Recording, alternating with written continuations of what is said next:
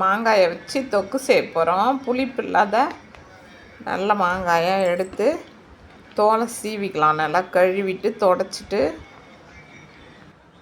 இந்த மாதிரி தோலை சீவிட்டு சின்ன சின்ன பீஸாக கட் பண்ணி எடுத்துக்கலாம். பத்தையாக இந்த அளவுக்கு சைஸ் கட் பண்ணி ஒரு பாத்திரத்தில் வச்சுக்கலாம்.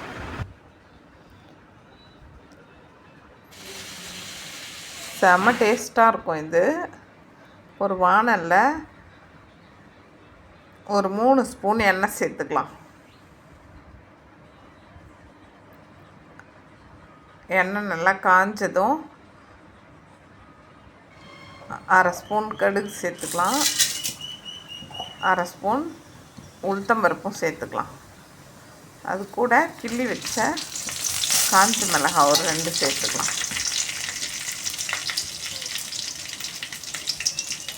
மிளகாய் வறுபட்டதும் நம்ம சீவி வச்சுருக்கிற மாங்காயை எடுத்து இதில் சேர்த்துக்கலாம்.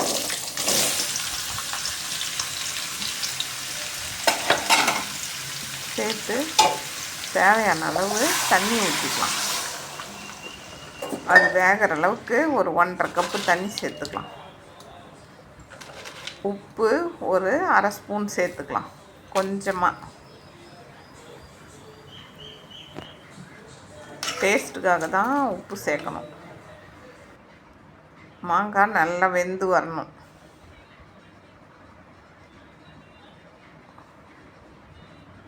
கலந்து விட்டுட்டே இருக்கலாம். வெல்லத்தை சீவி வச்சுக்கலாம். ஒரு 1/4 கிலோ வெல்லம்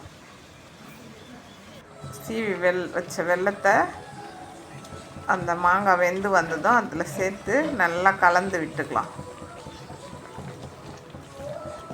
கலந்து விட்டு ஒரு 10 நிமிஷம் நல்லா வெந்து வந்ததும் எடுத்துக்கலாம். மாங்காய் பச்சடி சூப்பராக ரெடி ஆகிடுது பாருங்கள். நான் மாட்டு சாப்பிட்டுக்கிட்டே